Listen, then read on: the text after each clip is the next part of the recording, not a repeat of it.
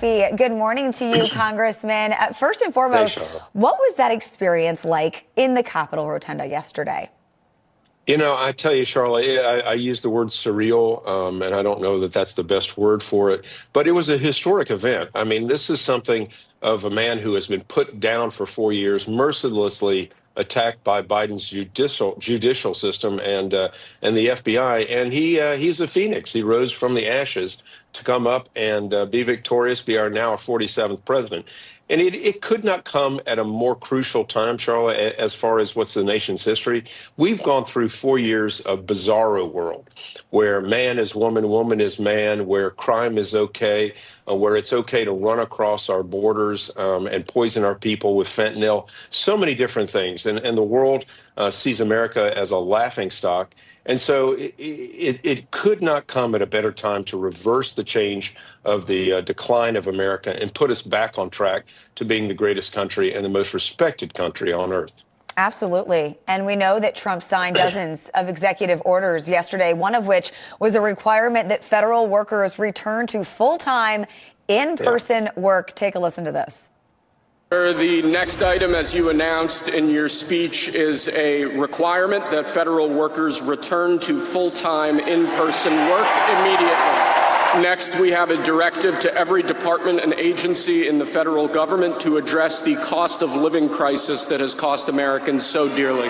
So this is January 6th, and these are the hostages, approximately 1,500 for a pardon. Yes. Full pardon. We have about 6 commutations in there. So it looks like some productivity will be brought back to our government. What did you make of that?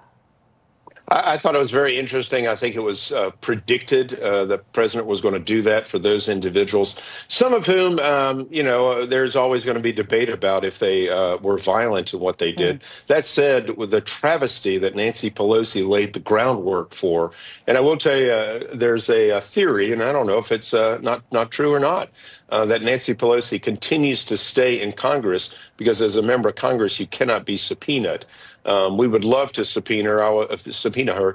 I was on House administration and found out the real details of what happened on that day and the things that she did and did not do to lay course to the events of January 6th. That said, the president, good Lord, he's done more work in a day than Sleepy Joe did in the last 6 months. So it was a great day. Yeah, and the American people can't be surprised by all of these executive orders. He campaigned on these promises. He said he would get to work on day one, and that's exactly what he did. Now, signing them, all those executive orders at Capital One Arena, that was a first. But what did you make of his decision to actually work on day one? You know, this is who he is. I remember one of the comments that Trump, somebody asked him, when are you going to take vacation? He goes, I don't take vacation, I work. This is what I do. Yeah, he'll go golf. I mean, good Lord, I think one of the articles I read recently is that Biden, every evening was protected, every weekend was protected, and that he spent more time in Delaware than he did in Washington, D.C. So this guy's a working president. He's a working individual, and we're going to get a good 4 years out of him before he moves on. So. Yeah, and speaking of Joe Biden, I want to pivot to his 11th hour preemptive pardons. What was your initial reaction when you heard of them? Did any of them surprise you? I was aghast at that, and there's a great video of him 4 years ago, and when the thought was Trump was going to do it, how terrible that was. But Joe did it. The one that bothers me most, and we were talking about this earlier, was Anthony Fauci. He lied to Congress. He perjured himself to Congress. He destroyed the Americans' ability to trust institutional medicine in this country. And I think it's sad that he is not being prosecuted for these crimes. Yeah, absolutely. Congressman Greg Murphy, thank you so much. Always a pleasure. Appreciate you this morning. All right. Take care. Stay warm. Thanks. I'll try.